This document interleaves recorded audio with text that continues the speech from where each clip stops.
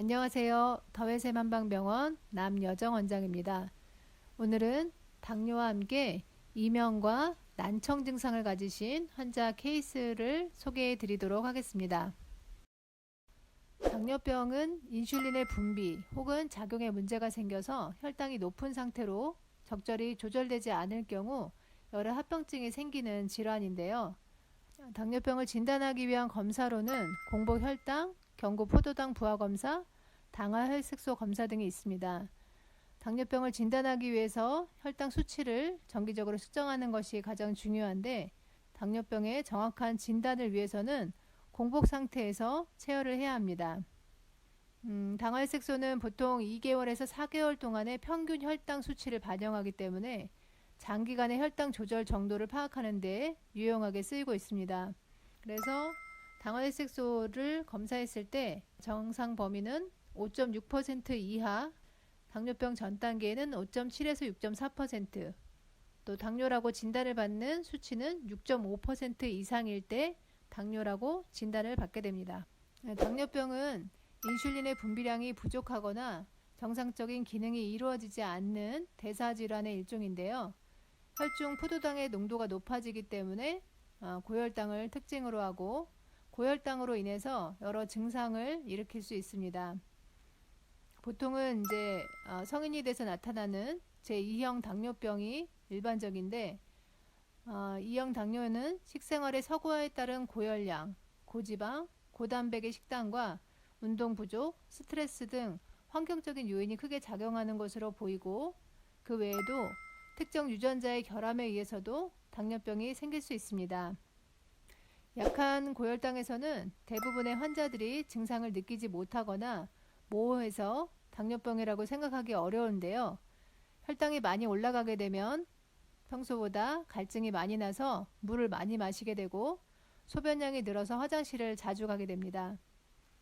또한 체중 감소도 하나의 특징이 될 수 있고요.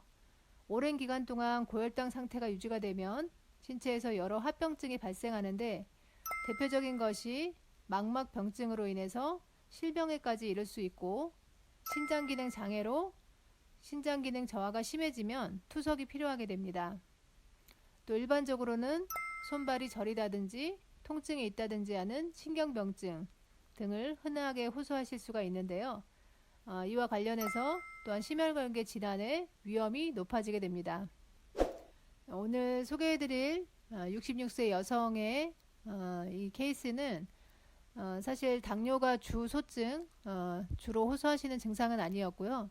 이분은 사실 교통사고로 처음 내원하셨는데, 진료를 하던 중에 이분의 더 치료받기를 원하는 증상은 사실은 이명과 난청이었습니다. 이명이라고 하는 것은 말 그대로 귀에서 어떤 정상적이지 않은 또는 외부의 소리 자극이 없이도 소리를 느낄 때 이것을 이명이라고 하는데요. 처음에 발병 원인은 사실 기전이 불분명하지만 이분 같은 경우에는 큰 소리에, 큰 소음에 노출된 이후로 그때부터 이명과 그로 인한 또 난청, 소리가 잘 안 들리는, 그래서 보청기를 사용해야 될지 말지 고민하는 그런 상태셨고요.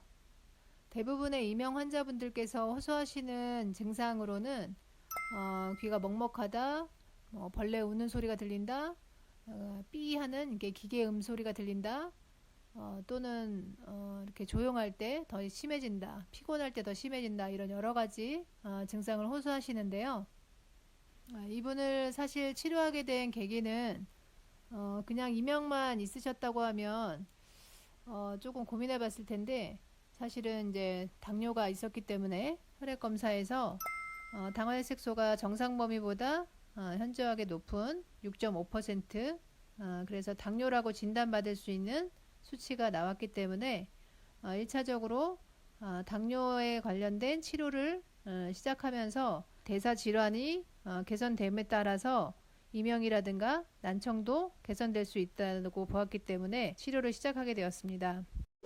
이분이 치료하는 동안 우리가 치료한 내용은 주로는 미네랄 약침을 사용했고요. 귀 사이에 있는 공간이 현저하게 좁아져 있었기 때문에 그 부위에 공간을 다시 확보하는 차원에서의 침치료와 미네랄 약침을 활용해서 치료를 진행하였습니다. 본격적인 치료를 시작하기 전에 혈액 검사를 통해서 확인한 당화혈색 수치가 6.5로 정상 범위보다 매우 높게 나오셨고, 그 다음에 중성지방 수치도 정상 범위가 150 이하인데 이분 같은 경우에 209 정도로 꽤 높게 나와서 혈액의 상태가 이분의 당뇨뿐만 아니라 또 그로 인한 말초신경병증, 말초혈관에 혈류량에 문제가 있다고 보고 치료를 시작을 하게 되었습니다. 특히 이분 같은 경우에는 실제로 당뇨로 인한 딱히 불편한 증상을 확 느끼는 것은 아니었는데, 대화할 때 특히 대화에 어려움을 느낄 정도로 이명이라든가 소리를 듣는 것이 어려움이 있었기 때문에 적극적으로 치료에 임하셨고요. 일주일에 한 2번, 3번씩 미네랄 약침과 침치료 이런 것들을 병행을 하면서 한 4주 정도 치료를 진행하였을 때 청력의 상태가 처음에 이제 안 들리던 정도를 한 10 정도라고 봤을 때 한 5나 6 정도로 호전된 것을 확인할 수가 있었습니다. 홍선생님이 지금 치료를 어떤 걸 받고 계세요? 약침을 네. 맞고 네. 어디다가 맞으셨어요? 저기 머리 뒤통수 그쪽 뒤로 다 맞고 네, 귀로도 맞고, 또 귀에도 맞고 네. 또 이제 몸 뒤쪽으로 전체를 다 종아리부터 뭐 머리 끝까지 네. 다 맞고 그쵸. 그렇게 맞은 네. 거. 근데 당뇨 때문에 내가 지금 맞는 건데 그렇죠. 이렇게만 그렇죠. 수치가 정상으로 됐다는 게 지금 귀 청력도 좋아지면서 당뇨 수치도 떨어지고 콜레스테롤 수치도 떨어지고, 네, 맞아요. 2022년 1월 14일에 저희가 혈액 검사를 시행하였고, 그 상태에서 당화혈색소 수치가 6.5%로 나왔고요. 2차로 검사한 2월 22일 날 혈액 검사에서 이분의 당화혈색소 수치가 6.5에서 6.3으로 좀 개선이 되셨고, 중성지방 수치도 처음에 209, 그래서 굉장히 높은 수치였는데 두 번째 검사한 혈액 검사에서는 정상 범위로 들어가는 124 정도로 확연히 개선된 것을 볼 수 있었습니다. 마지막으로 4월 15일 날 다시 한번 혈액 검사를 시행하였는데 당화혈색 수치가 조금 더 개선이 돼서 6.1 정도로 1차 이제 치료를 종결을 하였고요. 오늘 이 시간에는 당뇨와 함께 이명과 난청을 호소하고 계시는 환자분의 케이스를 예를 들어서 설명을 해드렸습니다. 다음 시간에도 좋은 정보로 찾아뵙도록 하겠습니다. 감사합니다.